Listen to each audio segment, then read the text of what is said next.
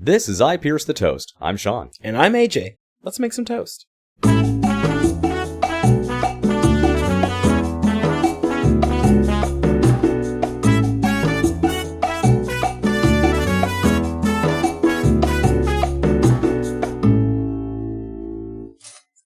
Welcome back to I Pierce the Toast. Why is it I Pierce the Toast? Why is it not IPTT? I feel that would be like easier to say, and it just rolls off the tongue. IPTT. See, the only problem I have with IPTT is, you remember when we were kids and, you know, like some other kid would come up to you and be like, hey, spell I cup, and you'd be like, ICUP. You said ICUP. Yeah, we don't have a good. That's the vibe I get from IPTT, is like you're trying to get me to say something silly so you can laugh at me and pull my pants down on the playground. I'm telling you, let's get this going. Let's just try. You know what? I trust your judgment, but I don't know about this one. I don't know if I trust your judgment because I saw the pick of the movie that you chose this week. So why don't we talk about that? AJ, I want to take you back to 1989. Oh. I wasn't even born yet. You weren't born. That's right. Yeah. I'm taking. Wow. Oh, this is fun. This is a blast from the past. This is a blast from the past, except not that movie. So we'll get back to Brendan Fraser. So back in 1989, director Tom Holland got together his group of ragtag teen misfits and decided to make a 1.5 hour commercial for Nintendo. But they didn't bill it as that, because that wouldn't make any sense. No, instead, they billed it as The Wizard. That sounds amazing. But, I mean, so it's 1989. Does that mean, like, the Nintendo 64, the Nintendo GameCube? Oh, no. I'm so glad you asked, AJ. Oh, no. This is the original Nintendo. God. The Nintendo. Like, I don't even know if we have, like, I don't even know if there's a modifier for it, because it's just Nintendo. The only thing I really remember about the Nintendo, I mean, I remember some things, but I remember playing like Mario and Duck Hunt. Oh yeah. So yeah, the original like combo disc cartridge. Excuse me. Yeah, cartridge that you would get. Yeah, where you could fix a system by blowing into it and just shaking the shit out of it. Yeah, right. Yeah, I mean, how many pieces of electronics do you have now where you can just blow into it and fix it? That I don't have that. That just sounds dirty nowadays. So we've got Fred Savage. Ooh. Yeah, right. Obviously, Fred Savage of Wonder Years fame. We've got brother and his brother to Ben Savage. And brother to Ben Savage. Ben Savage doesn't appear in this film, but yes, Ben Savage. Jenny Lewis, who plays Haley, and she was in. She actually had a lot of credits when she was younger. She was in Pleasantville. She was in Twilight Zone. She was in an episode of Mr. Belvedere. Yeah, that show. Right, because everybody remembers Mr. Belvedere. But mostly in the current day, she's a musician, and she actually has some pretty decent credits under her belt. We've got Luke Edwards, and you'll probably remember Luke Edwards from Little Big League. I don't, but you don't remember Little Big League with the kid that like becomes the manager of a professional sports team when like a relative dies, because that's just a thing that happens, that. What? Oh yeah, that's the plot of the film. Is 12-year-old child is bequeathed a Major League Baseball team and decides to manage it himself. See, that was just an odd time to be alive, because we also had like Kid in Aladdin's Court and stuff like that. Right? Yeah, yeah. It's all ridiculous stuff. But no, because that's just how things work. Is that kids can just be handed $1 million and spend it, and like blank check. That's exactly what I was going for. Which is very problematic. It was an incredibly problematic film. Yeah, that ending scene with the kiss was just wow. That is some hard stuff to watch. And then, of course, we've got some names that we'll, of course, recognize. We've got Christian Slater. Of course, who doesn't love Christian Slater? Mr. Robot, Interview with the Vampire, Robin Hood, Prince of Thieves. Heathers. I mean, yeah, the list is endless. He's had a storied and incredible career. And this is us getting to see Christian Slater pretty young. Oh, yeah. I think he's a teenager in this film. And then we got Beau Bridges. Yes, right? Beau Bridges of... the Fabulous Baker Boys, and I believe, if I'm not mistaken, the original creator of the Dad Bod. Like I think that's came from him. I believe we're all the Dad Bod. I'm pretty sure that was Beau Bridges that brought that into popularity. I think maybe down the line we should try to get him on here and see if he was the originator. I don't know if he would ever confirm it because he seems like a humble dude. But I will say I do love him in this film. But yeah, he's got a lot of credits on his belt. He was also in Sidekicks. Yeah. And he's also pretty well known for being Jeff Bridges' brother. Mm-hmm. But yeah, so and then we got a couple of other casts here. We got Will Seltzer and we got Sam McMurray, and we'll get into that. Were they in anything? They've been in some stuff like Sam McMurray. I'm trying to think because he's been in so much. He's one of those actors where he's like a Steve Buscemi. Like you've seen him in everything, and until we all knew who Steve Buscemi was, he was just that guy that was in everything. Like Ron Howard's brother. Yeah. Well, no, not like Ron Howard's brother. Look, we all know Clint Howard. How dare you? That man is a national treasure. Who doesn't love some Clint Howard? He's always in the most bizarre things, though. Oh, well, yeah, of course, because he's a bizarre-looking dude. He really is. Like that, whenever a bunch of executives are looking around, like, we really need a really weird-looking guy for this casting. Like, they're like, we'll just call Clint. We'll get him in here. It's kind of like someone's 5-year-old daughter drew a caricature of Ron Howard. And that's what you ended up with. Love the guy, loving him and everything, but Clint Howard's gonna send us a cease and desist afterwards. Yeah. No, by all means, I love you. You are amazing. Yeah, Clint, I would be happy to take this episode down just to know that you heard it. That would make me happy. Yeah. So the film is set in 1989, and I do want to put a warning out to our audience. The character played by Luke Edwards, Jimmy, we would understand today that Jimmy has either nonverbal or limited verbal autism. Within the context of the film, though, they say things like, weird, traumatized boy. Obviously, there's not a whole lot of sensitivity around Jimmy and what he's going through and what he's experiencing. But that aside, the story is really centered around Corey, played by Fred Savage, and Jimmy. And like I said, this very much is an advertisement for Nintendo.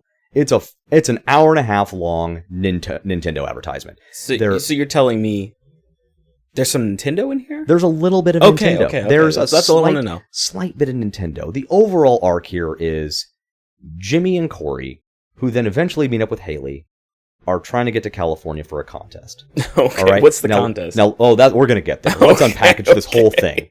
Now, before we really get into The Wizard, I do want to note what the film was called in different countries. What? Oh, yeah. So, I'm sure you've heard this before, where it may not always translate exactly right, or, it may not come off correctly, so different countries will have their own title interpretations, and they'll call it something different. And that was, in my research, was probably the funniest thing. I like the different directions that the various countries went with this. So we've got Germany, Joystick Heroes. Japan, Sweet Road. What? I don't know. I guess just because Sweet it's a Germany, Road. Sweet Road. Italy and Brazil decided that The Wizard was not descriptive enough, so they had to add on of video games. The Wizard of video games. I would love that. Sweden, I don't know if the Game Boy was out yet, but I think they went a bad direction here. They just named it Game Boy. It's like, I don't, maybe they talked to the guys at Nintendo and they're like, hey, we got a new product coming out. This is what you got to do. This is how we're going to push it. Finland, I think, is by far my favorite with Game Over. That would be a good deal. I'm pretty sure there's another movie called Game Over. I'm almost positive there is, and I'm sure it's much darker, but that is like a dark way, like, Game Over. Jimmy dies at the end of this movie. Jesus. So we start this film with Jimmy, little Jimmy, and I think he's maybe supposed to be like 8 or 9 years old, right? And then Savage is probably supposed to be like, I think 12, and then I think Haley's supposed to be also like... Savage? You mean Savage. Corey? Yeah, he's Corey, but he is Savage. And in this film, he lets us know how savage he can be, and that's why we like him. So it's actually kind of interesting that you're saying that it's Fred Savage playing Corey, because his brother, Ben Savage, played Corey Matthews on the One Show. Oh, the One Show, sure. Yeah. The One Show. The One Show with the people. Yeah, with the people. And they did the things. Yeah, with the things. Boy Meets World. Boy Meets World. There we go. Good Lord, I can't even speak today, guys. So we start this film off, and Jimmy little 9-year-old kid. He's just walking along a road, and then a cop pulls over and picks him up. Now, Oh, that's lovely. yeah, this is like, yeah. Now, what we come to find is that Jimmy, lunchbox in hand, and that's all he has, and that's going to come into play later. The fact that he always has this lunchbox with him. So Jimmy, lunchbox in hand, is just walking along, and he stops him, and the kid just says, California. California. Like, that's really all he ever says through most of the film is, there's a couple of like verbal confirmations, like yeah here and there, but for the most part, California is most of what we're going to hear Jimmy say, except for like like one or two exceptions. Okay. So the cop picks him up, takes him home. That's where we meet the parents. Of course, we've got the mom who cares very much, and kind of a douchey stepdad character. In this case, played by Sam McMurray. So, the problem is that apparently we come to find out that this is kind of a regular occurrence for Jimmy, is just kind of wandering off and trying to, walk towards, wherever he believes California is, or whatever it is he's trying to go towards that he's referring to as California. And that'll also come into play later. So they decide they're going to institutionalize Jimmy. And again, back to that warning that I said before, this is not always going to favor a modern day perspective with regard to how we treat people with autism. I know, it's messed up. It did not start well. But then we cut over to Corey and his brother, played by Christian Slater, and what is his name in this movie? Nick. We cut to them, and they're in the kitchen with Beau Bridges, the dad. I don't know I don't even know if we ever get his name. I think it's dad. I don't know. I think they just call him Dad Bod. I don't know. We were very ahead of our time with the Dad Bod thing. His name is Sam. Sam, Dad Bod. So it's funny. I actually have Sam written down here too. His name's Dad Bod. So Christian Slater, Fred Savage, and Dad Bod are hanging out in the kitchen, and they have a little family tiff because, obviously this is a family situation where the mother is with someone new and they have Jimmy, and I guess Fred Savage is technically his half-brother. They don't really go into the full dynamics of how that's a half-brother situation. I don't know if Jimmy is like the offspring of mom and douchebag stepdad. I think that's what it is. I don't know. I didn't think it was that important, honestly. It wasn't really super, important to the plot. So Fred Savage decides he's going to go bust Jimmy out of the institution. So that's what he does. Because we got to get this story moving. And that is one of the things I do like about 1980s and 1990s filmmaking is we don't have time for all of this, silly thing called character development. We got to get into stuff. All right, we got stuff to do. We have advertisements to do, and we need to get to that immediately. We have some Nintendo, okay? We have some Nintendo. To get into this. We actually have an advertisement before we even get to Nintendo. We got to advertise before we even pay homage to our Lord and Master Nintendo. So Corey shows up at the institution, grabs Jimmy. And he's like, Jimmy, of course, says California. And Corey's like, yeah, California. California? Yeah, California. Yeah, let's do this. Fuck yeah. Fuck yeah. Fuck yes, Jimmy. Let's do California. So the first thing they do, because of course, is hop into a Hostess truck. And this is where you immediately realize this is nothing but an hour-and-a-half long advertisement. And it's apparently not just for Nintendo. We're going to advertise a lot of different products. Please tell me Doritos is in here somewhere. I don't remember Doritos, but it wouldn't have surprised me if I do a second watch here. So we literally get a good 30-second clip of just the Hostess truck traveling down the road with, of course, the giant Hostess sign on the back of the truck. And it's like, I wonder if they're trying to tell us something. Is there a product I should be buying after I watch this film? It was shameless and beautiful, and I love film advertising. I do. I love it. Boy, I could sure use a ho-ho right now. That's literally after I watched, I was like, man, I could go for a ding-dong. Because you are a ding-dong. I am the biggest ding-dong.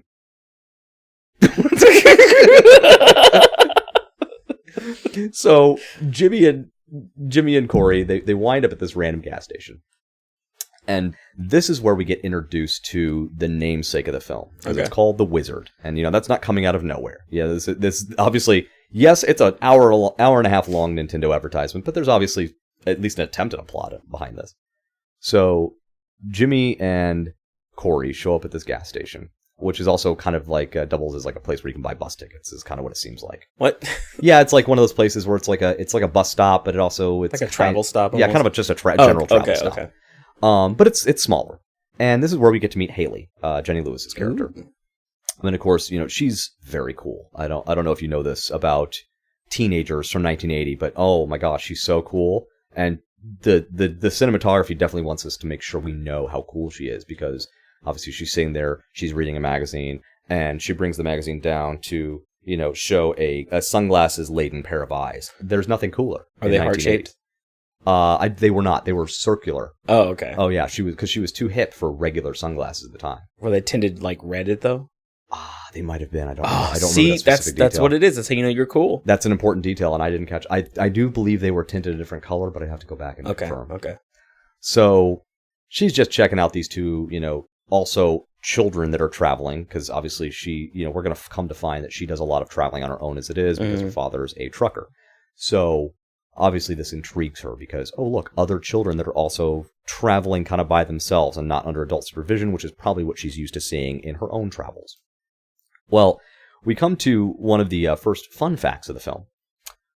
Corey is trying to maneuver things. He doesn't have a lot of money. He's not going to really have enough for the bus ticket, so he's trying to figure out what their next move is going to be. So he puts him in front of Double Dragon. I love that game. Oh, it's such a great game. So he puts him in front of Double Dragon, because we have to make sure that the audience knows that he's playing Double Dragon. Okay. This is an advertisement, and we've got to get that product on display. So he gets him in front of Double Dragon, and he leaves him for 2 minutes, comes back, and Jimmy has scored 50,000 points. And of course, Corey's stunned. Yeah, I see the way you're looking at me right now, and I want to make sure that our audience knows the way you're looking at me right now, because your look of complete and utter disbelief is 100% warranted. Is this Rain Man? This is not Rain Man, and he did not score 50,000 points, because you can't do that in 2 minutes. You would have to beat, I looked this up, you'd have to beat the entire game to get to, almost the entire game to get to, near that level. No, I'm just wondering, are they trying to, do what they did in Rain Man? Oh, yeah. Hey, by the way, there's this person that might actually have some type of... Absolutely. That's definitely the direction we're going. So, yeah, that's literally what we're doing. It's like Rain Man for kids. It really is. That should have been the tagline. Rain Man, but Nintendo. I thought it was Karate Kid. Did they say it was Karate Kid? Was that a tagline of this? I thought you did the research. I don't remember this. I thought it was the Karate Kid, but with Nintendo or something like that. Let's go to the fun facts. Let's go to the fun facts here. Here it is. Yes, the original pitch for the movie was the Karate Kid, but with video games. So I'm going to revamp that, and I'm going to say we need to make two major changes to this. Okay. It's the Rain Man, but with Nintendo. Because it's not video games, it's Nintendo. There's no Sega Genesis here. There's no other games being played. Is there even any karate in this movie? There is absolutely no karate. So it's really just the Rain Man with video games. It really is, yeah. It's really just, the 1980s where we thought it was okay to just,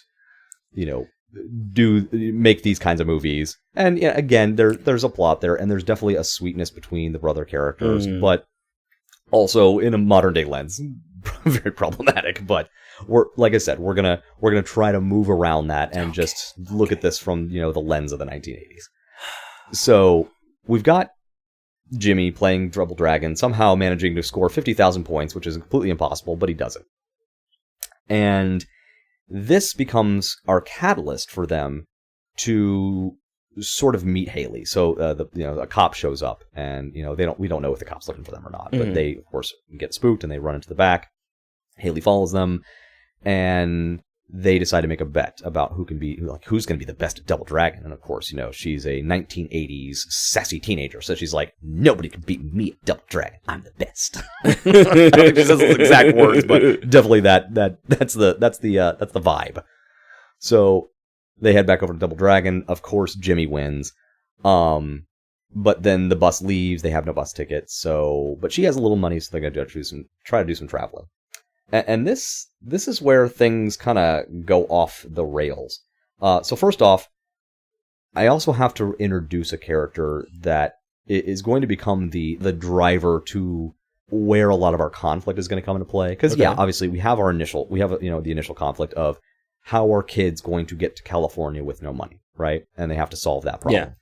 The other bigger problem they're solving is Mr. Putnam. Mr. Putnam. Okay. Mr. Putnam. Who is Mr. Putnam? Mr. Putnam is, they never call him this, but he's essentially a skip tracer, is what he is. Like a bounty hunter. But the problem is, I feel like using the term bounty hunter doesn't do justice to how weird, creepy, and sloppy this individual looks. Who is he trying to get? The kids. He gets hired by the... So he's a truant officer. Not exactly. So he's not an official state truant officer person. No, he's just some guy hired by the parents to go track down the kids and bring them back. And they don't even really care about all the kids. They don't care about both of them. They just care about Jimmy. So he's really only after Jimmy. Okay. But yeah, no, Mr. Putnam is like, he's this just, I'm trying to think of a way to describe him. Kind of balding, creepy white guy in a button up. Like not what you would think when you think bounty hunter. This isn't some tough biker in a freaking leather vest with long hair and muscles. No. No, this is the 1980s. We need to make this guy as creepy as possible. Thinking Uncle Fester. So think Uncle Fester, but with some sparse amounts of hair and skinnier. Oh. Yeah. Oh, super creepy looking dude. So Putnam is now chasing these kids. And also, Beau Bridges and Christian Slater, they join the hunt, but not with him.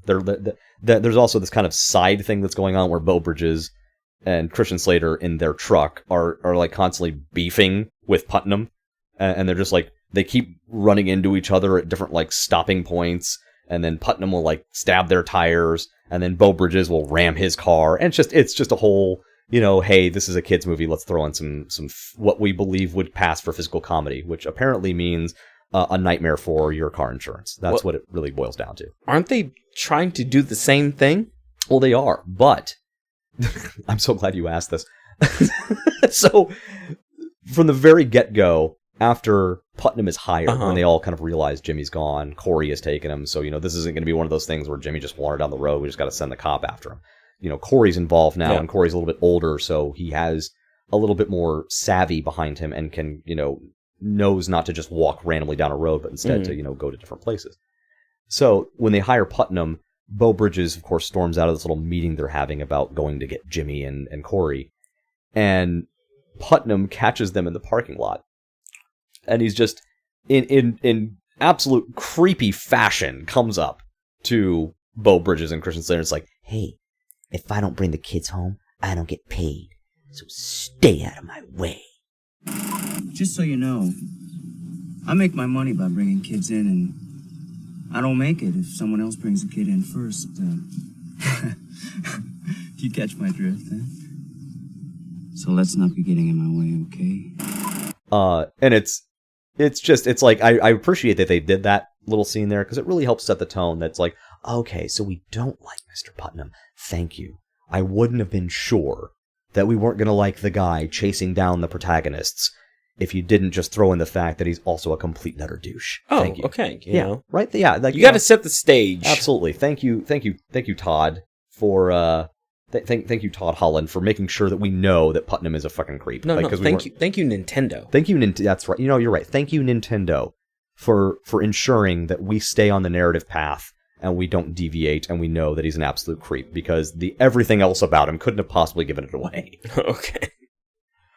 So from this point forward, obviously, yes, he is a creepy guy, but here's how I kind of see him as Weasley. I think that's a really good way to describe this guy. Weasley. Okay. So from now on, I'm not even going to use Putnam, because I feel like, between that name and the other names that we have to deal with here, we're just going to call him Weasley Guy. Weasley Guy is after the kids. Well, then that kind of goes back to Harry Potter, so you might just want to call him Weasel Guy. Weasel. But, so he's not Ron Weasley. He's not Ron Weasley. No, that's not. Dumbledore. No, that's not. No, he's a Weasley guy. Okay. So they kind of regroup, and they go to a restaurant to get some food, and I think she takes them back. I don't know where they go. Domino's? Because is there pizza? No, I don't think it was. It wasn't that. Okay. I don't even really realize where they went, but they went somewhere where the kid could play another video game. So they go to this random house. Okay. And and I don't really even know what this house, like whose house this is, because we're going to find out later. It's not Haley's house. She lives in Reno. So it's just some random person's house. And they're playing a game. And I think I've been messing this up based off their pronunciation. So I want you to tell me. There was a game in the 80s called Ninja Gaiden? Okay, so yep, I've been mispronouncing this for 30 years. That's what's happening here. I've been saying Gaiden since the 1990s. Look at how American you are, though. I mean, like, we're so gung-ho. We pronounce things so messed up. There's a town in Missouri called Versailles. So, Versailles? Yeah, Versailles. Not Versailles. Like Versailles, like for the French word. You know, that reminds me of something my dear wife said to me the other day. She said she was going to make some duck a la orange. Yeah, not duck a l'orange. Some duck a la orange.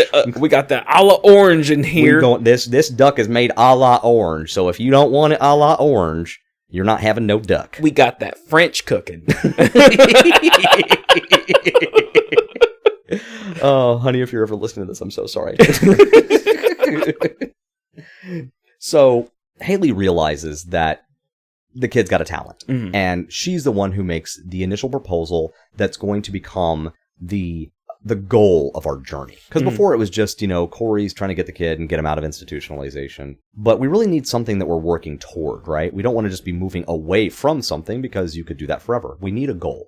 And it's Haley who introduces the goal, because, you know, they're like, you know, where are we going to get money? What are we going to do? And she's like, well, why doesn't he do this contest? Because of course there's a contest. Because it's the 1980s. There's always a contest. There has to be a downhill ski race. So we have to have it. So there's going to be a contest at the Video Armageddon at Universal Studios for $50,000. Fuck yeah. Yes.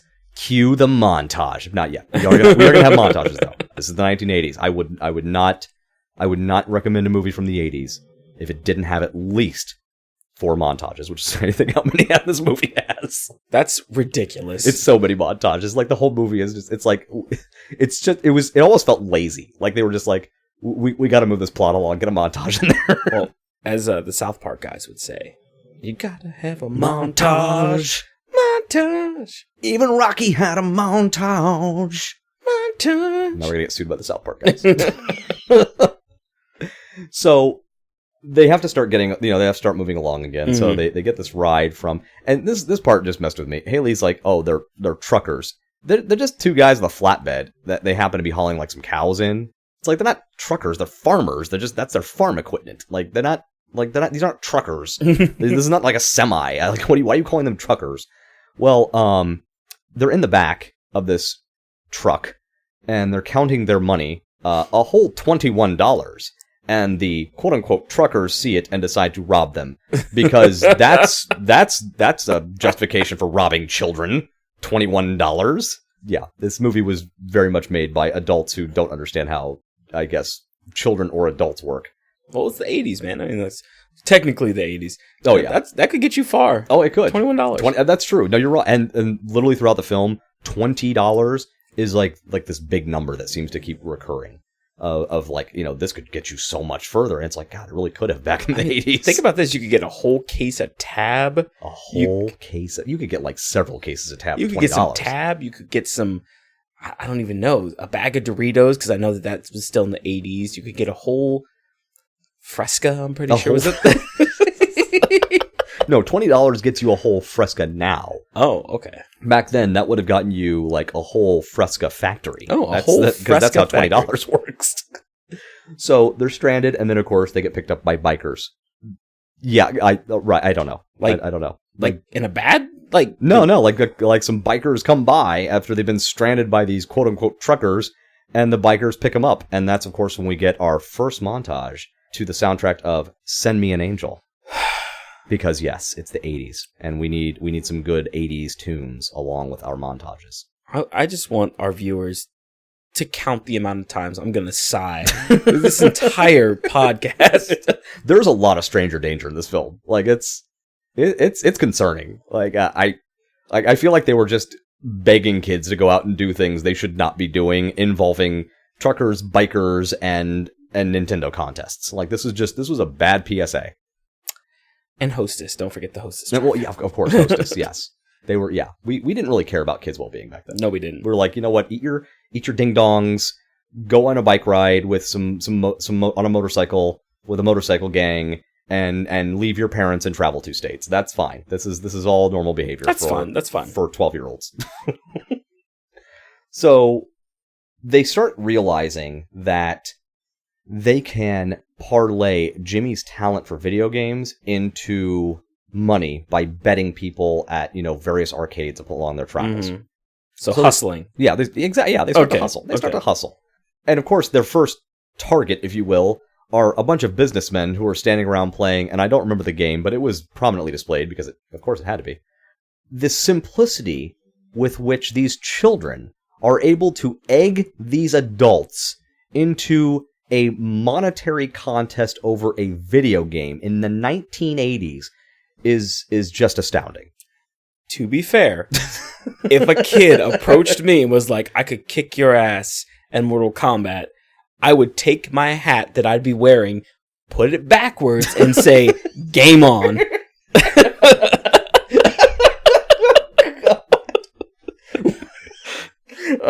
God, I'm never going to an arcade with you. That's like our favorite thing. He's going to be standing there, and he's going to have his cap back on backwards. I'll be like, oh shit, apparently it's on. Clearly some sort of infantile person has challenged him, and now it's on. God. So these adults, they start being able to like gain some cash. And they go across the state, do this a couple of times. And at one point we have our first guest appearance. It's Beth Grant. She had a role in Donnie Darko, and she's been in a lot of different stuff. Mm-hmm. I think she was also in Speed. I think she was the woman that gets overly anxious and tries to step off the bus and gets blown up. Like, if you remember that scene. Did she get blown up, or did she just like fall under the bus? I thought because he sets off the bomb, so I always thought it was like she may have gone under the bus as well. Yeah. Wow, we're talking about a children's movie. This got dark quick. So she makes her we have kind of our first guest appearance. Now, interestingly, when I say guest appearance in this film, what I actually mean is we're seeing a lot of these actors coming into this film that that we now know to be famous before they were ever famous. None of these people were famous when they were in this film, which is kind of cool. They're not billed as like big names in the film or anything. It's just like, oh yeah, this person was in this film, and later we're like, oh yeah, that guy's famous, which is kind of cool. So they beat these guys in a diner, the one with Beth Grant in it, and they're just kind of like, nobody can beat Jimmy, yada yada, and this is where, of course, it's a 1980s film, so now we enter the adversary. Okay. Yeah, we have to. I know. I see the exasperated look on your face, AJ. We have to. This is the 1980s. You can't have a downhill ski race unless you're racing against someone. Who are we racing against? We're racing against Lucas. Of course. Because Lucas is the best. And Lucas, when I said Haley was cool, oh man, Lucas is so cool. Lucas, does he have sunglasses too? He doesn't have sunglasses. He might have had sunglasses. I don't remember, but I don't remember sunglasses. But what he does have, Lucas has 97 games. Oh. Do you have 97 games, AJ? I have more than 97 games, actually. You know what? Do you have 97 Nintendo cartridges? No, that seems to be excessive. Then you're not as cool as Lucas. Oh, okay. And do you carry them around with you everywhere you go in a leather case? 97? Yo, yeah. I call bullshit. Those things are heavy. He's literally just not the whole 97, but he's literally walking around with a case of cartridges because that's just a normal thing kids do. How is he going to play the Nintendo? Anyway, does he carry a Nintendo too? Oh, they all do. That's one of my favorite parts about this film, and probably the biggest fantasy element of this film. Like, there's obviously little fantasy elements because this is a kids movie, but the biggest fantasy elements is the belief that you can just carry a Nintendo around everywhere and be able to hook that up with the absolute, greatest of ease. Try that nowadays. Right. Good luck trying to find the coaxial for it. Right. Even then it's like, okay, is it going to be on channel 3 or is this a different kind of TV? Do you have the right connections for this? Do you have all the right connectors? Do you? And this is the first time we were connecting stuff up on a TV that wasn't a VCR. We had no freaking idea how this thing worked. For everyone that might be younger than, the guy I'm sitting across the room from. I appreciate you not saying my age. Back in the was nice of day, you. you didn't just have like the HDMI cables or anything like that. You used to have a variety of different types of cables.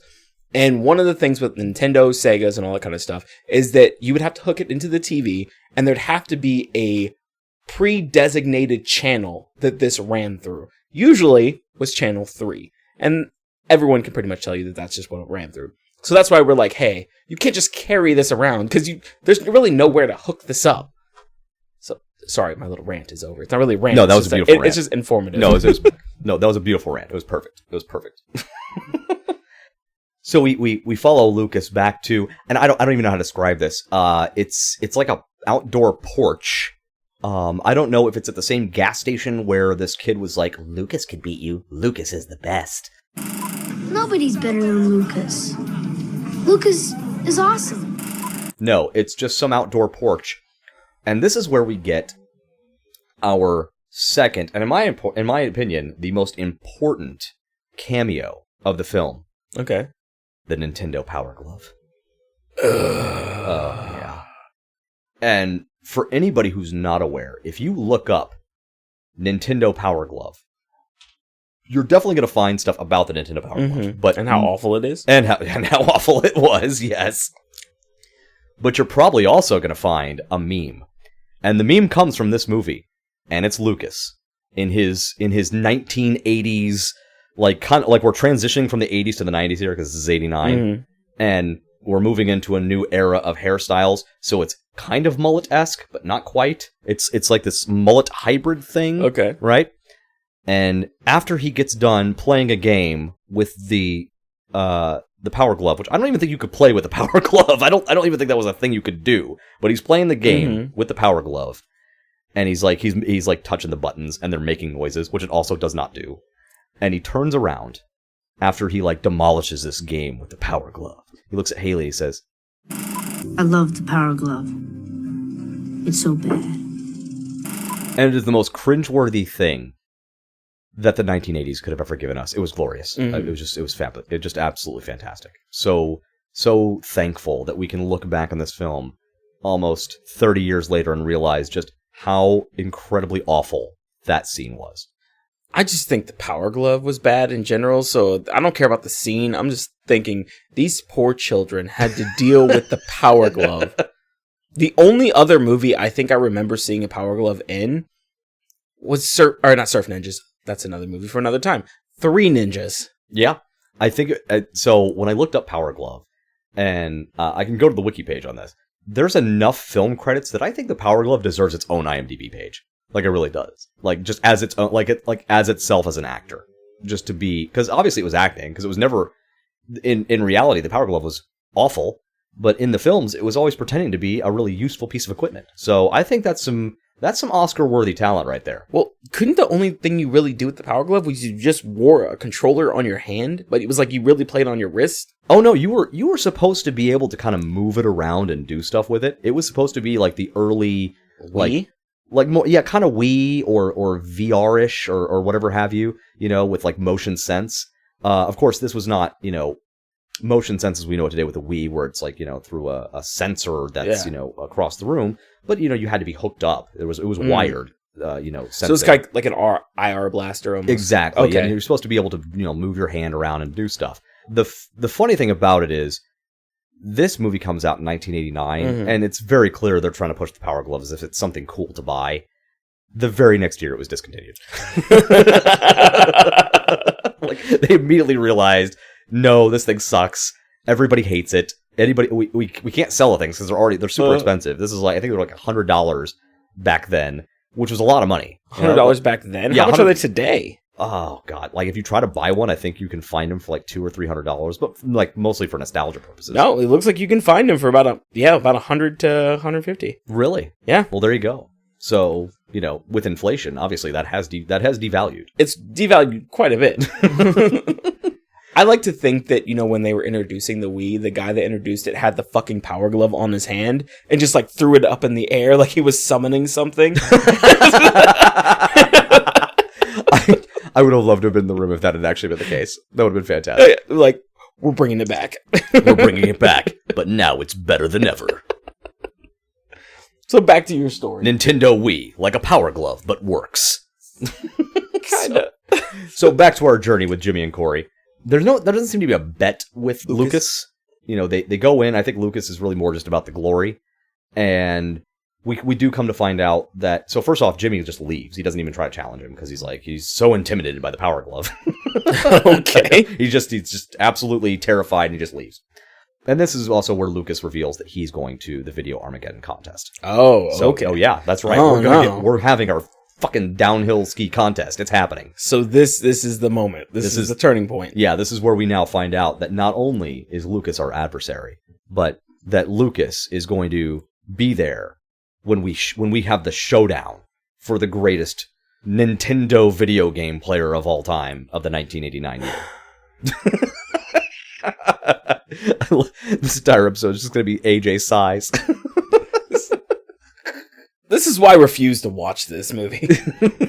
I love this movie. How dare you? This movie is a testament to the powers of advertising, and I love everything about it. Because we're not even done with the advertising yet. Obviously, we still have some Nintendo advertising to go, but more importantly, we're going to get to a bigger advertisement later on, because we have to do some more advertising. We have to make this film worth it. Well, I guess we should continue down this rabbit hole, shouldn't we?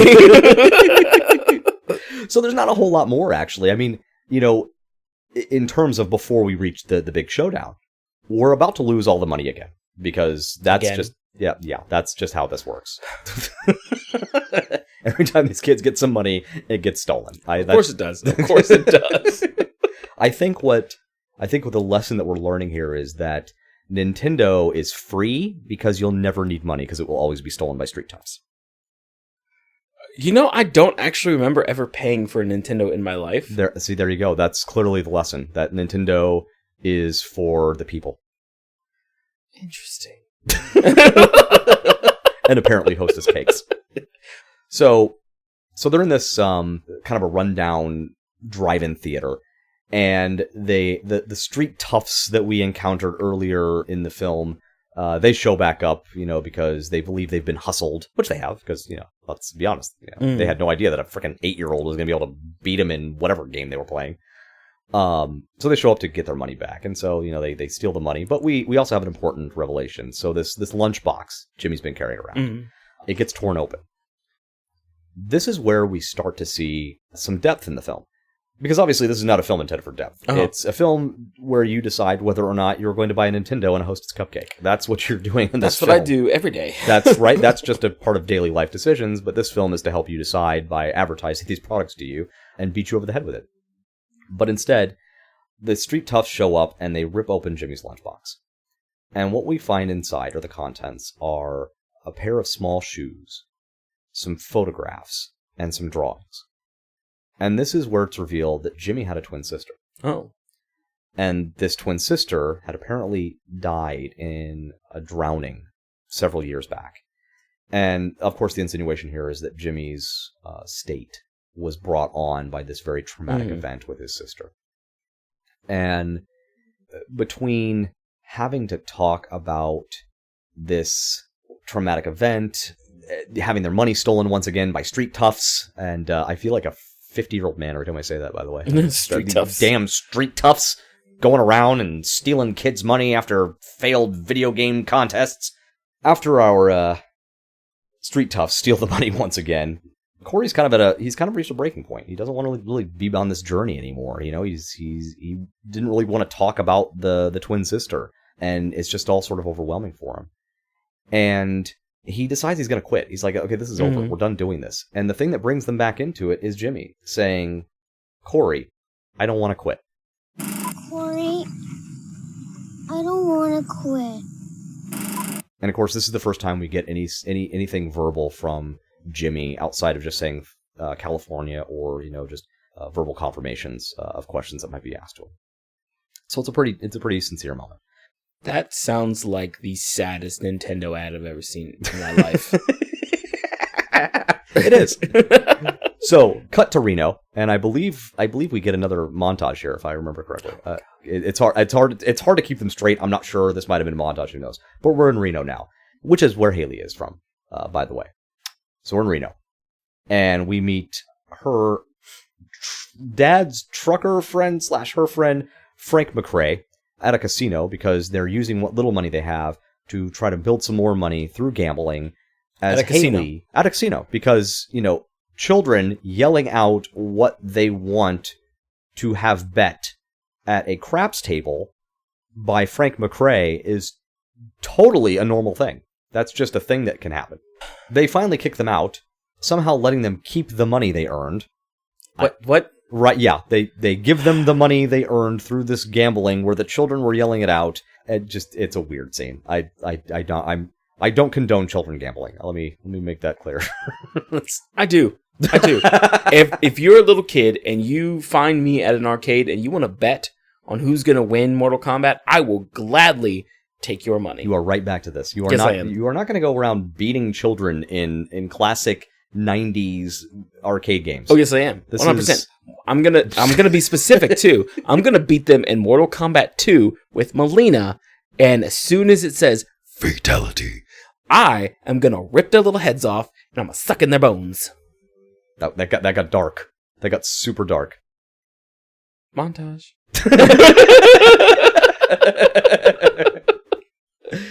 So our third montage is actually after this scene. So now we're at our third montage because now they've realized that he's going to be going to Video Armageddon and he needs to train.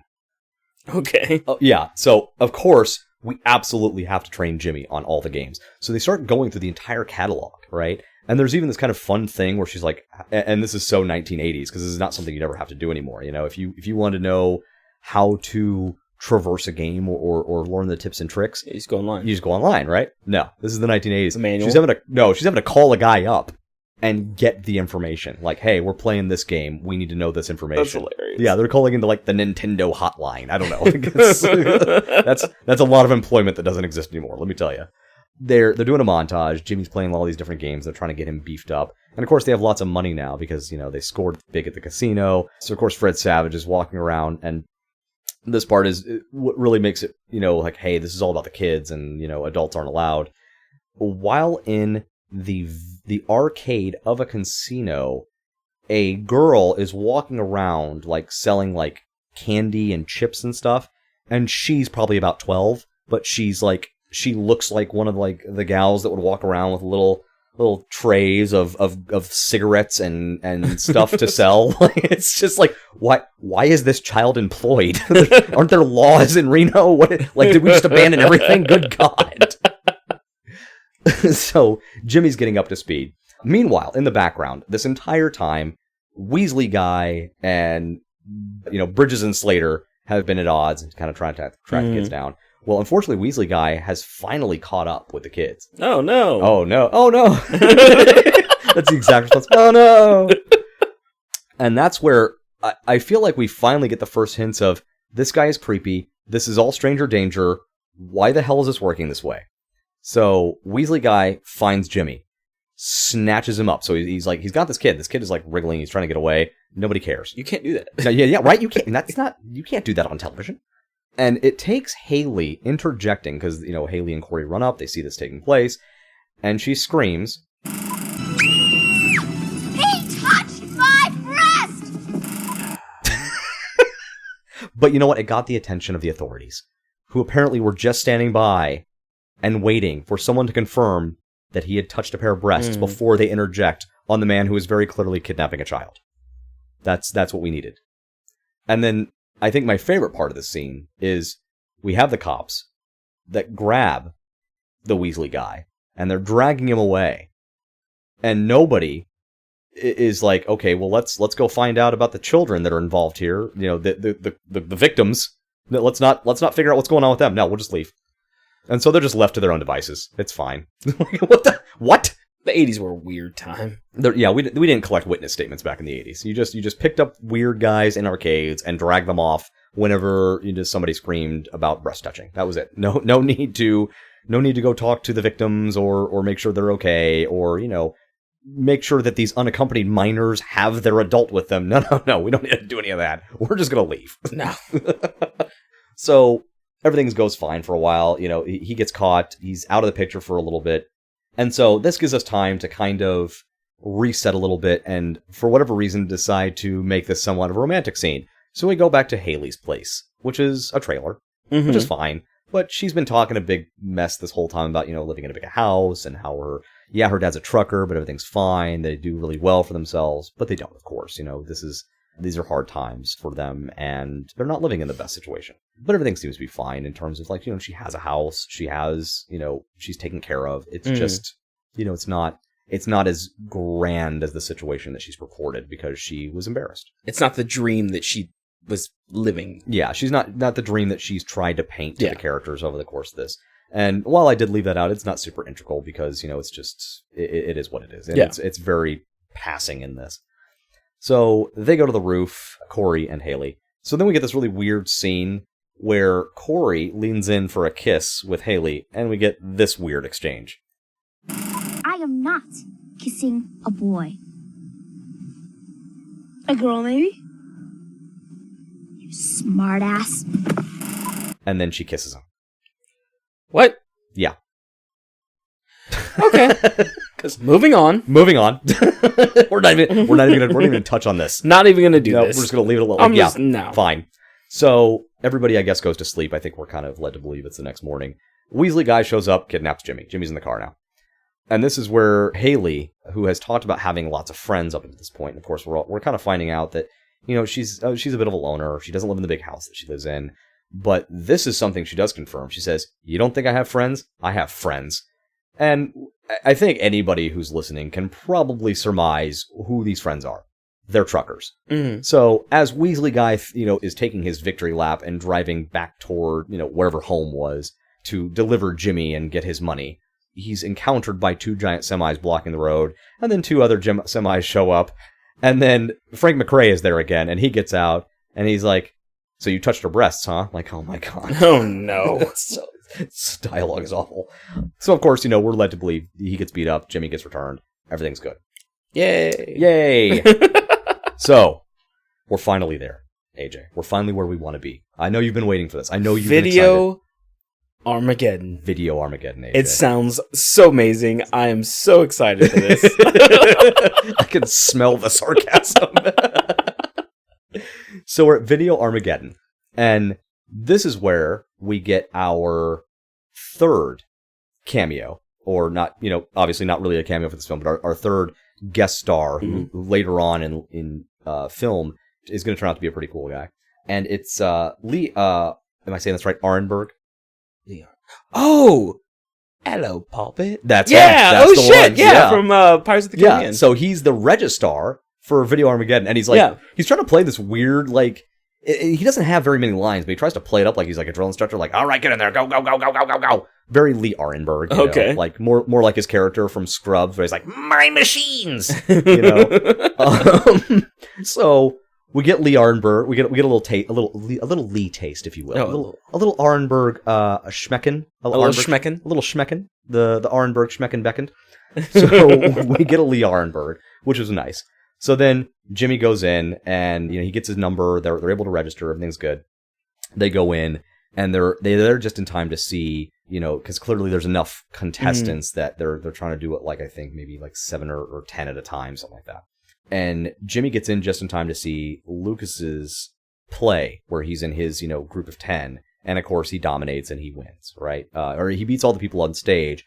But later on, we're kind of going to get the impression that it's not really about whether or not you beat the other 10 people on stage. It's the 3 kids with the highest scores at the end will go on to the final, right?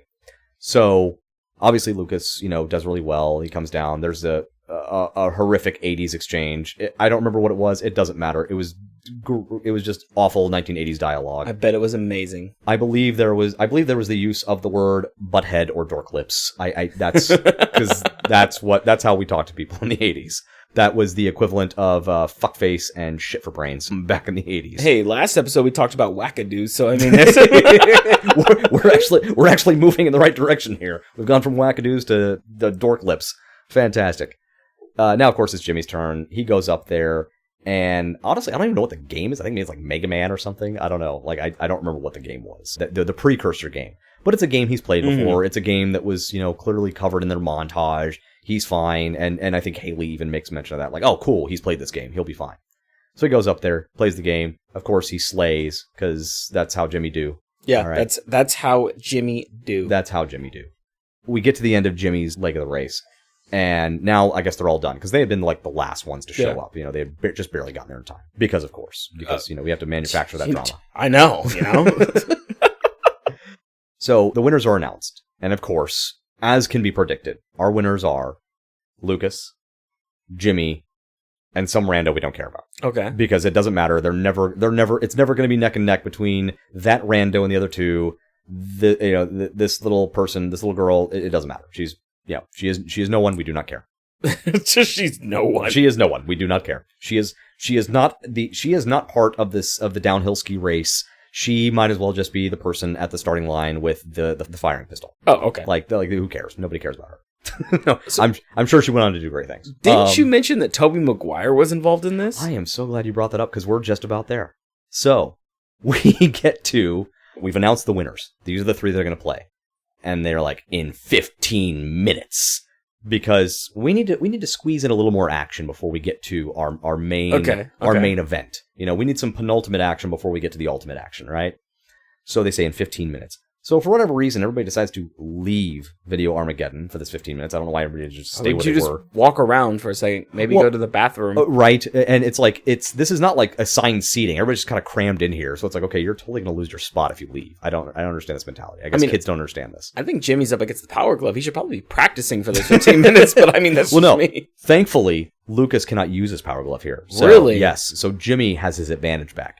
All right. The Power Glove will not be bad in this scene. All right. There will be no powers.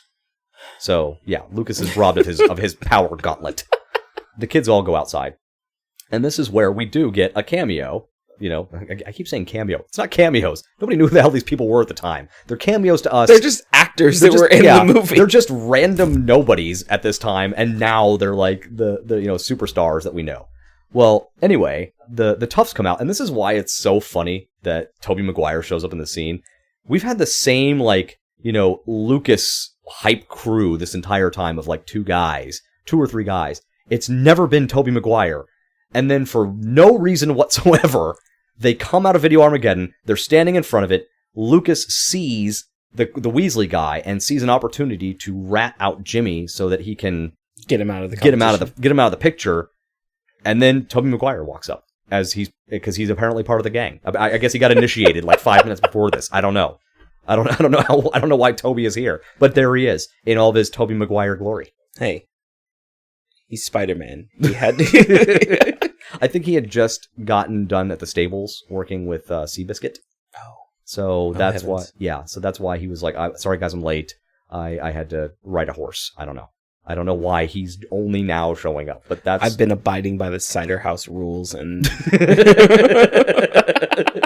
and that only allows me one appearance in this film. I'm sorry.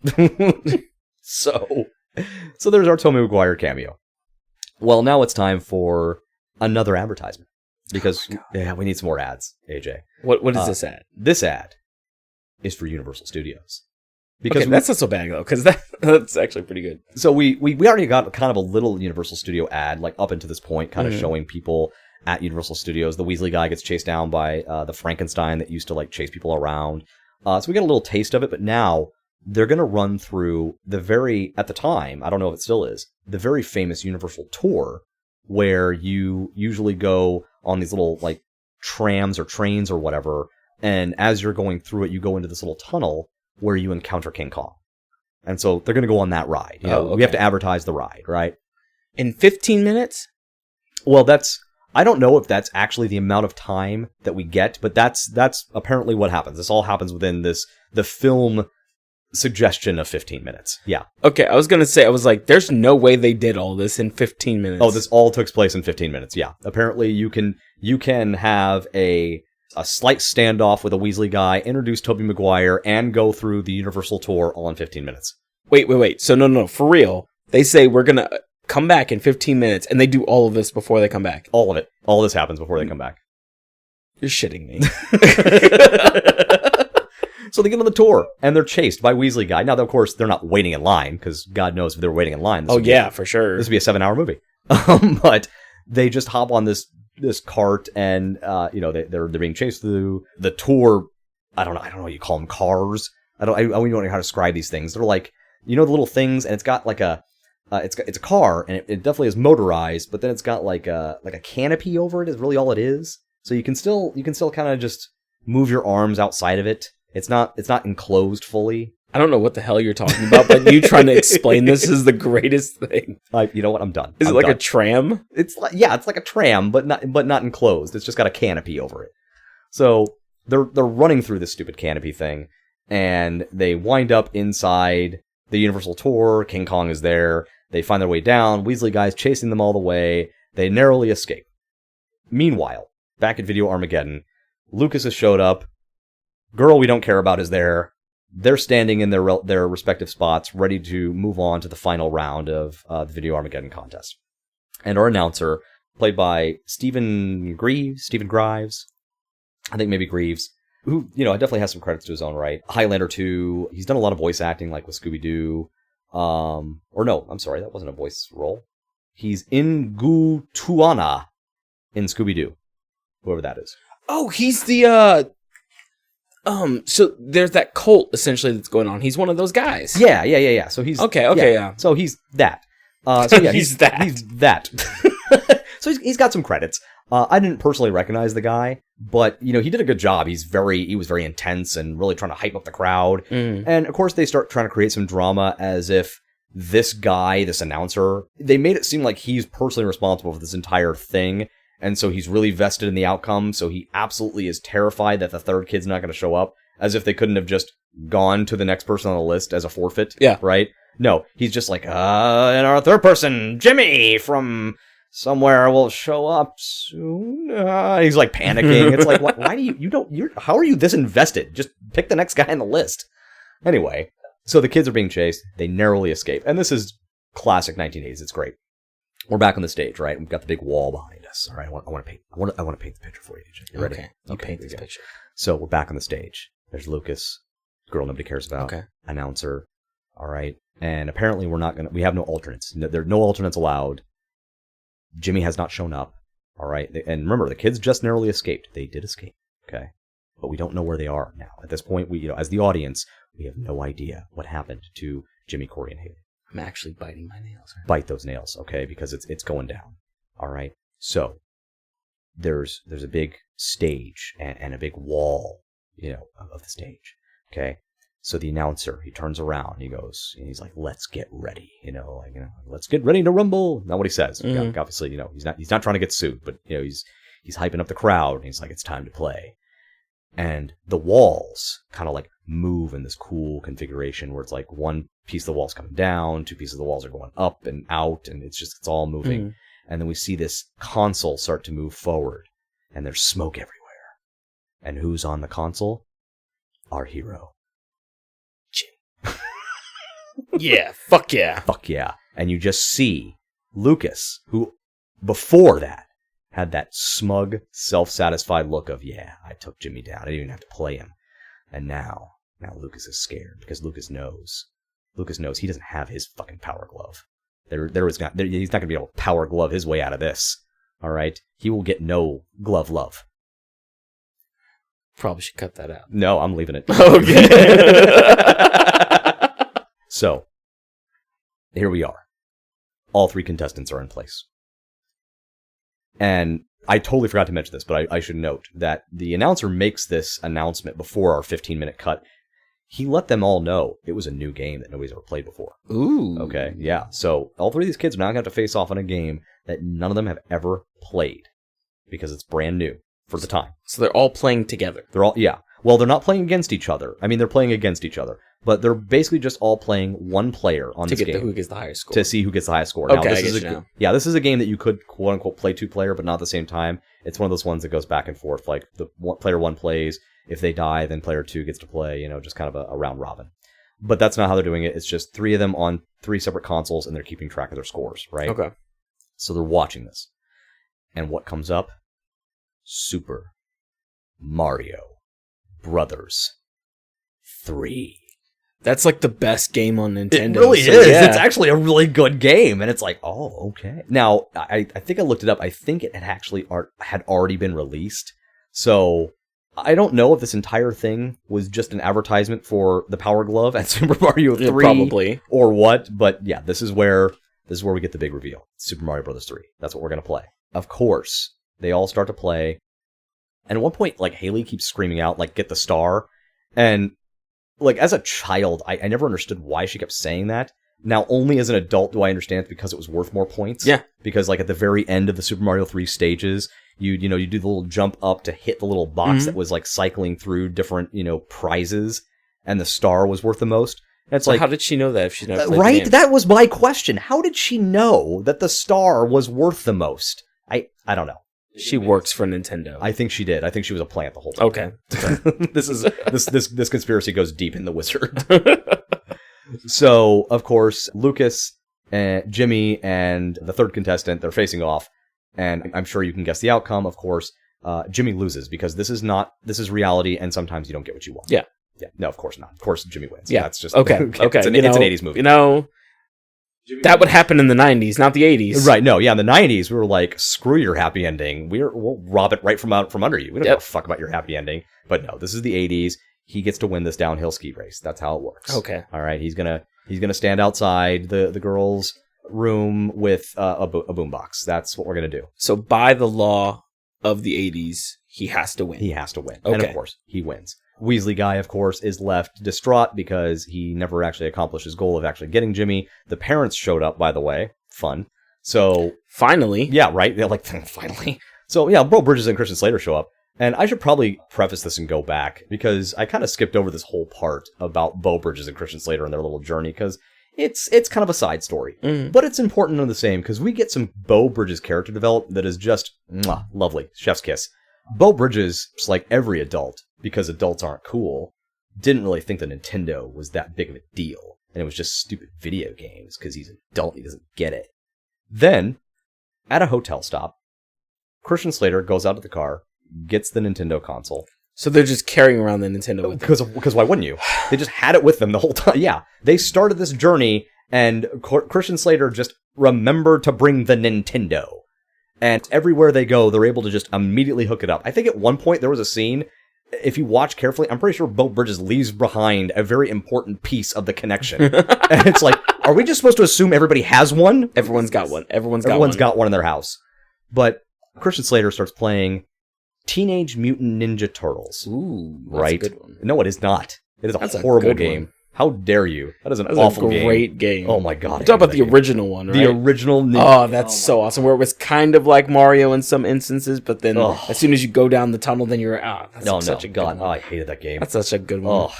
So Christian Slater is playing it, and then he's like, okay, so Christian Slater finally goes to sleep. We wake up the next morning, somebody's still playing the video game, somebody's in bed. Christian Slater is in bed. Beau Bridges is playing the game, and he's going nuts on this thing. And you can tell that he has developed a love for video games, and he's super excited. And right there, another fantasy aspect of the film. Nobody was this excited playing Ninja Turtles, all right? You got into that river whatever scene with the sewer where you're swimming around and getting electrocuted by seaweed. And it was the most frustrating experience of my childhood. Maybe you should have not sucked at the game and you would have been fine. Oh yeah, you made it through the seaweed? No. Of course not. Nobody did. It was a terrible game. Don't worry. I wasn't even born yet. Shut up. Well, your fetus ass should have been driving through the seaweed like me. All right? Oh, God, it was so bad. But we start seeing Beau Bridges just develop this great love of the video games. And when he shows up to Video Armageddon, he's not mad. He is so excited to watch Jimmy play this thing. He is just thrilled. And he's going nuts, and he's like he's there for him, and he's like, yeah, go Jimmy, this is awesome. And he's way too like over the top about it. And everybody, like the other adults that have showed up, because the other two parents are there too, which douchebag stepdad kind of gets a redemption here. He's just like, okay, we all understand now. And that's kind of one of the problems, another problematic aspect of this film is douchebag stepdad now kind of sees like the value in Jimmy because he knows how to play video games. Like, he's dismissed his preconceived notions that he belongs, he should be institutionalized. It's weird, but, it all just kind of comes together, I guess. We're not really we're not really given a whole lot of character development there. So I think I know who Sam Elliott would play in this. You've got this. You've got our Sam Elliott locked down. Oh already. yeah. Oh yeah. Okay. Let me hear it. Who you got? I'm pretty sure. I mean, like I said, I haven't seen the movie, but it kind of sounds to me like Sam Elliott could be Lucas. I'm pretty sure. Okay. So he just saunters up and he's like, "I love the Power Glove. It's so bad. It's so bad." That adds a whole new level of creepy to that character that I didn't think was possible, and I want to give you an Oscar for that. That's fantastic. I will accept your Oscar and give you a Sam Elliott. And the Oscars and give you a Sam Elliott. And the Oscars are coming up. This is perfect timing. I'm glad we're making it out of the wire. So, how does the movie end for Haley, Corey, and Jimmy? How does this all play out? So we all start traveling back, and Haley is accompanying them the whole time as we're traveling back, which I think is kind of strange because it's like she's got a whole family in Reno, right? Yeah, but I don't think we get to Reno, so maybe they're going to drop her off. I'm not really sure, but we've won Video Armageddon. We've gotten the 50,000, or we assume we've gotten the 50,000, and we're traveling back, and Jimmy, and remember, Jimmy's been saying the word California this whole time. And he's been carrying this lunchbox. And this is where we finally get to understand why. Because this whole, video game playing thing is just a thing he does. He's, we're to kind of understand, it's a Rain Man thing. He's not doing this because he has the desire to win. He's not, I want to be a champion. It's just... He enjoys it. He enjoys it, but he's not doing it for any purpose other than the fact that it's just something he likes doing. He didn't go there with the intent of being the best. His brother was, in the montage, his brother's letting him play video games. So he's just happy getting to play video games. He's fine. He doesn't care. If anything, it's more of a distraction from what we now are about to find out was Jimmy's mission the whole time. Everybody else had their little missions they were going on. The kids were trying to get to Video Armageddon to win a contest. The Weasley guy is trying to catch the kid. The parents are trying to get Jimmy and Corey home safe. Beau Bridges is wanting to simultaneously play video games, punch Weasley guy, and get the kids home. Everybody's got their little missions. Yeah. But we never really understood what Jimmy's mission actually was. We just knew that he kept saying California. So as they're driving back, they pass by a famous California monument, which are these giant dinosaurs. You know what I'm talking about in California? Yeah. So they pass by that. And Jimmy starts going nuts. And he starts saying California, California, California. And he's trying to get out of the car. And so, Mom convinces formerly douchebag stepdad, who now apparently finds value in Jimmy. That's going to be his full title now. So she convinces him to pull over the car. So he pulls over, and Jimmy starts running towards the dinosaurs. And of course, the others are in the truck with Beau Bridges and Christian Slater. What the hell are we doing? What is this? Why are we pulling over? They don't know. So they pull over too. Everybody pulls over. And Jimmy's running towards the dinosaurs. And so he runs inside, because apparently, I guess you can go inside these dinosaurs because they're that big. He runs inside, and he kind of runs in this part where you can kind of tell nobody's really supposed to be back there. Mm-hmm. It's like the the innards of it that are not intended to be, a tourist spot. It's just somewhere that's part of the structure. And he sits there and he takes out the lunchbox and he starts taking out the items, just reviewing the items. And this is where we finally see what was in one of the photographs. It's a picture of the whole family. Sans, formerly douchebag stepdad, who now finds value in Jimmy. Okay. So it's the whole family besides him. And they're at that spot, including the twin sister. She's also in this photo. And of course, because, Jimmy's nonverbal. He's not going to go, he's not going to explain all this for us. It's left up to Corey to give us the context. And what Corey believes, and of course we can kind of just accept this. It's a kid's movie. It's fine. But what Corey believes is that the reason Jimmy wanted to come back here was, to Jimmy, those items were his sister. And he wanted to take his sister back to the last place that he knew she was happy. And that they were all happy together. So he leaves the lunchbox there. And now he's finally able to let go of the lunchbox. Because that was what he kept wanting to do. When he was saying California, what he was saying was, I want to go to this place from the picture. Because this is where my twin sister was happy. And this is where I want to leave these memories. So that she can always be in the last place I know that she was happy. This very deep ending could have just been the whole movie of him getting there, besides all of the nonsense in the background. Because everything that's very poignant about this movie, that's very sweet, it's very just everything just good about Jimmy is amazing. But all the fucking montages. Oh my god! It was like I'm never watching this movie. it was like the 1980s ran smack dab into like What's Eating Gilbert Grape, and they were just like, let's combine the two. Let's just combine the genres. We like, got this. You can't do that. You can't just be mashing things together like this. This is not a mashup. I'm so glad you came on the stream. Yeah, I'm not. I didn't need this bit of toast. Enjoy that toast. So this film can be seen on Prime, Vudu, and Apple TV. However, you will pay a rental fee for all of them unless, of course, you want to buy it. I will say it's difficult to find the film. I'm sure you can probably find it on Amazon or eBay for whatever price you might be willing to pay. But I went to a couple of like vintage video stores where they have old DVDs and stuff, and I was actually able to find a few of the movies that we're going to be reviewing in the coming weeks, and I couldn't find The Wizard. Like it's just it's not the kind of film that a lot of people hung on to or wanted. I guess you're giving me the look like, well, yeah, Sean, of course it's garbage. No, it's not garbage. I'm gonna watch this. It's a decent film. It's fun.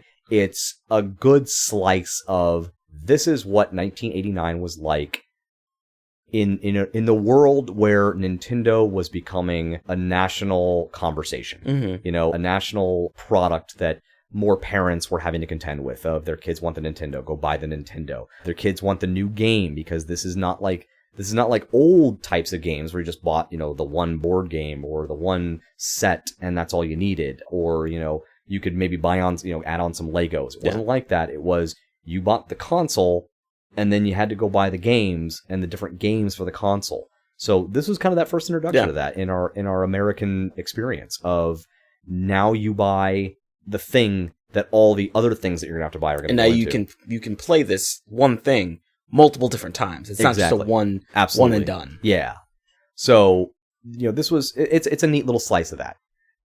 So everyone, we really want to hear from you guys. We've been doing this for a few episodes now, and we really want to hear what are movies you really think others should see. Stuff that we should watch and then talk about.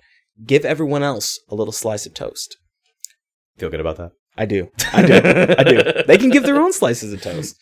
You guys can reach out to us at ipttpodcast@gmail.com. That is ipttpodcast, all one word, @gmail.com.